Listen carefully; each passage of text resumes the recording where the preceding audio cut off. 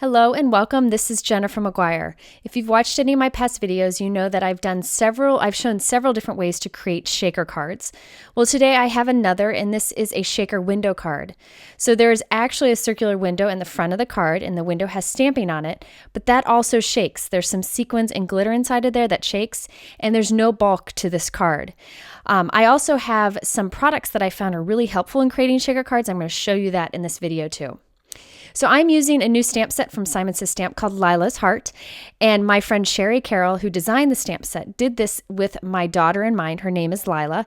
I kind of requested a little girl holding up a heart to the sky with a sentiment that says, "You have the biggest heart," or "Sending you my love," and I love what she designed, so I'm excited to be using it today. This tool is the Misty stamping tool, and I'm going to be using it to do my stamping. However, you can use an acrylic block if you want to. I just find this tool handy, and that's what I chose to grab today. So I'm going to go ahead and put my stamp onto this white cardstock where I want it to stamp. I'm going to close the door on it to transfer the stamp onto the door. Then I'm going to ink it up with black My Favorite Things hybrid ink. This is a good ink to use with Copic markers. Then I just close the door back onto the paper, and that stamps the image. Now, since I am going to be coloring this with Copics, and I might need to do some experimenting, I'm actually going to stamp the image twice. I do this often where I stamp it twice, just so that if I mess up, I don't have to go back and stamp it again. So I'm going to ink up the same image. I'm just moving my paper over in the Misty tool and then stamping it again. And there we have two beautifully stamped images thanks to the Misty stamping tool. Okay, so I am going to just go quickly through the Copic coloring here. I am not a Copic expert. I just kind of do what works best for me. Here I'm starting with a light color of brown, and then I'm adding a medium shade and then a dark shade. I'm kind of going along with the little curls of the stamped image in her hair, and adding a few extra little curls sticking out from it also. Now I'm putting the colors I use up in the top of the video, but keep in mind, I just do what I like with Copic markers, and I encourage you to do the same. There are many techniques and so-called rules. I don't follow them. I just go with what I enjoy creating, and I hope that the person who gets the card enjoys receiving. So with the darkest color, I just like to come in and do little flicks of color, just little tiny thin flicks of color. I think that's really an easy way to create hair. My little girl Lila, her hair is growing in darker, so the ends of her hair are like blonder than the top. So that's why I have the lighter ends on the bottom. So I just go in and add little flecks, and I really think that's all you need to do for hair. For her dress, I'm going to go in first with my lightest color of Pool and fill it in solid, really saturate the paper. Then I'm coming in with a medium shade and just add that kind of underneath her hair. And then after I've done with the medium shade, I come in with the light once again and kind of blend it out. Now, one of the tricks that I like to do is after I've finished coloring an image, I come in with a slightly darker color and just add tiny little touches in the corners or the edges where I want it to be darkest. I really think that makes a big difference, and that's what I'm doing here. Just adding that into the darkest little quarters really makes it pop. Now I'm just going to do some quick coloring on the legs here, add a little bit of a light color and then add some shading with a little bit of a dark color. And then I'll finish off with her shoes. I just did some grays on her shoes. And then for the heart, I'm using my favorite colors of all, R24, R22, and R20. Now, if you really want to learn how to do Copics and spend a lot of time getting great blending, there are lots of great resources on YouTube, or you can take the online card classes Copic marker class. It's really very informative if you really want to learn everything about Copics. But for me, I just use Copics as a fast way of getting good coloring. Okay, now I wanted to add little details to her dress. This is something that my friend Kathy Rakusin of the Daily Marker does. I'll link to her videos. And I think it really makes a big difference with stamped images, especially after you've colored them. So this is a white Jelly Roll pen, which puts down tiny, tiny, tiny little dots. And I thought that was perfect, just going along the bottom of her dress.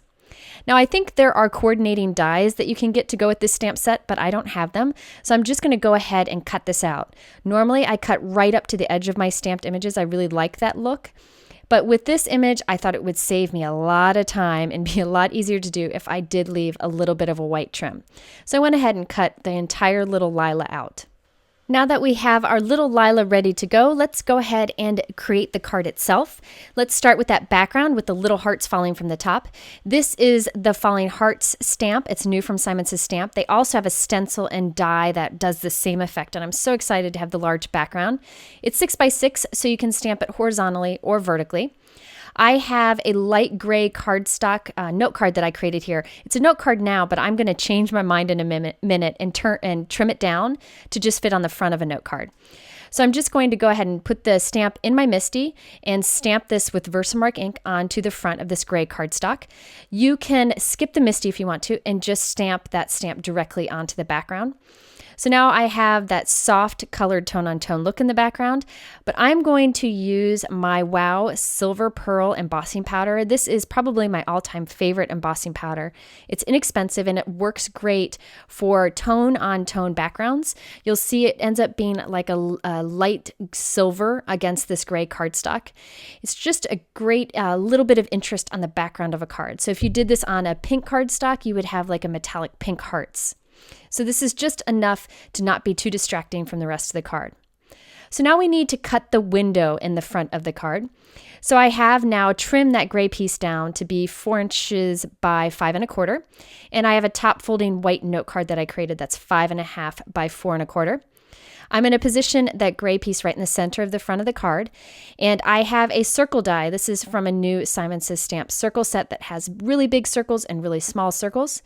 I'm just going to position that right on the front of the card and use a little piece of micro pour tape to tape these all in place so they don't shift when we go through the die cut machine. You could use washi tape here too, just to hold it in place. So I'm going to run that through my machine, and the die thankfully cut through both layers of cardstock. So I'll end up with a window on the front of my card. So now that we have our window card ready, let's go ahead and create our shaker window itself. So we need 2 pieces of plastic with some shaker bits on the inside, and we're also going to stamp on that. So I'm going to share with you a trick today. I have an Avery Elle stamp pocket. This is what I use to store my stamps in. So there's actually 2 pieces of plastic here, the front and the back.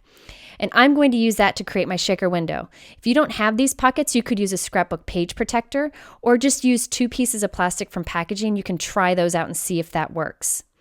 Now I want to create a circle window shaker for my card. So I'm actually taking that exact same die that we just cut our window in the card with, and I'm going to tape this onto the front of our plastic. And you'll see why in a moment. I'm just using this die not to cut this plastic, but just as a guide for how big of a shaker window we need. So I'm just taping this in place. I decided to move my tape off to the side here. And first, before we create our little shaker window, let's stamp onto it. So I have this new stamp set from Simon Says Stamp called Circle Sayings, and this is fantastic for shaker card windows or just accents to draw attention to something on a card. I picked out 2 circle sentiments, and I'm going to use my MISTI here. I'm taking those 2 pieces of plastic with the die taped to it and I'm putting it up into the corner of my MISTI. I'm laying my 2 circle stamps exactly where I want them to stamp. Then I will close the MISTI door on this to transfer the stamps onto the door.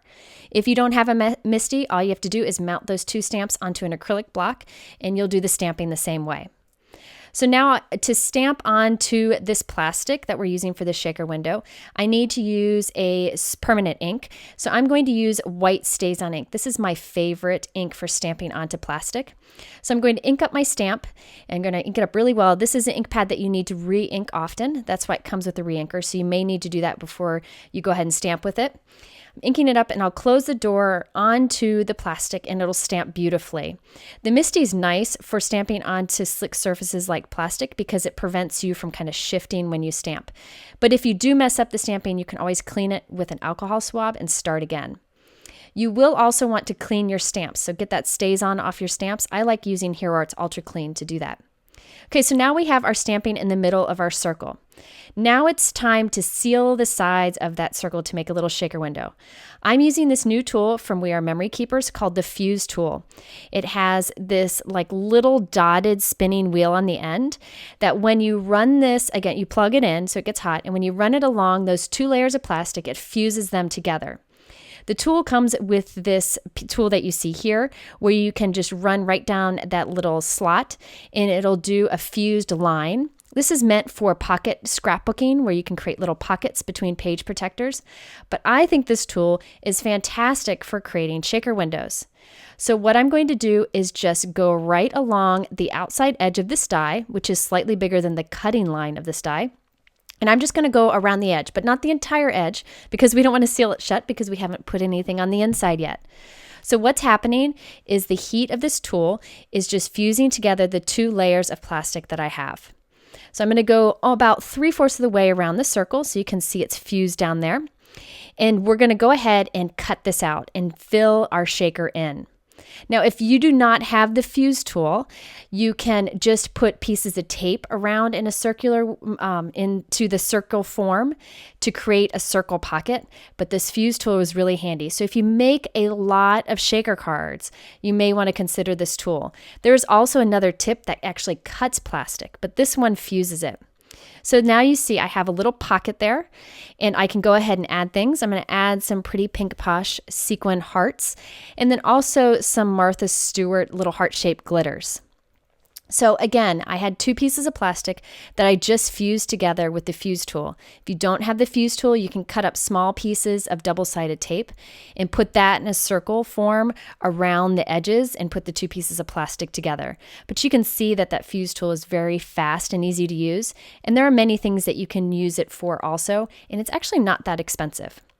Okay, so now I need to finish fusing the rest of my shaker window so that it's all sealed up. So I'm going to put that die back in place and then just run the fuse tool around the area that had not yet been fused. So I'm using the die as a guide to where my fusing is going to be. So since I'm using the outside edge of the die, the fuse will be slightly bigger than the window, so we won't see it when we put into our shaker card. The other nice thing about this technique is if you use foam tape in your shaker card, that adds a lot of bulk and dimension. This is nice and flat. So you end up kind of like with a shaker pocket that you can use as a window on your card, or you could just stick on the front of your card. And check out that great little shaker pocket. It still moves around just fine in there. I like that some of them kind of get hung up on the top too, so that all the sequins don't come falling to the bottom. So if you're one of those who makes a lot of shaker cards, this tool may be handy for you because you can do any shape that you want and it saves quite a bit of time since you don't have to do all the tape to make sure that you've kind of sealed up your card. So now I'm putting adhesive on the front of the white card and on the back of the gray piece, and we're going to sandwich our little shaker window between. And remember, our fuse line is bigger than the window, so you won't see it. So I'm just going to take the gray piece and line it right up over our little circle. And I just love that circle stamping on the window. It's hard to see in the video, but in real life, it's noticeable. And I'm going to glue that on the front of the card. And check that out. You have a little shaker window, and there is very little bulk to this since there's no foam tape used for the shaker. Now I've cut a piece of pool colored cardstock that is slightly smaller than our note card that will go on the inside of the card so that some pool color will show through the window. And I have white heat emboss that sentiment that I love so much. You have the biggest heart. I'm going to glue that on the front of the on the inside of the card so you see the pool through the window. Keeping it simple from here on out. Then we have our little Lila girl that we have to glue onto the front. I decided to keep this card flat and just glue her right on instead of using foam tape as I usually probably would. I'm going to glue her like she's standing on the bottom of the card here, on the bottom of the card there, and our heart will end up towards the center of the circle. Now, a card isn't a card of mine unless I add some Wink of Stella shimmer to it. So I'm just going to brush some of the clear shimmer onto the heart and then to the little trim on the dress and also onto her little shoes. Then to really accentuate that shimmer, I'm going to put a coat of glossy accents over those 3 things. I put this nozzle on the top of my glossy accents bottle and it allows for better control of the glossy accents. So it's really, really simple to fill in these little areas. And it also prevents the glossy accents bottle from getting clogged. And there we have the final little shaker card window with little Lila on the front. And while I have my supplies out, I went ahead and stamped a matching envelope so that it's ready to go. So I hope you found these tips for creating shaker window cards helpful. If you are interested in the products that I use, they're linked below in my YouTube description. Just click the little arrow to kind of expand the description, or you can go over to my blog at jennifermcguireinc.com. If you like this video, please give it a thumbs up so YouTube knows you want to see more and hit that subscribe button. Thanks for watching.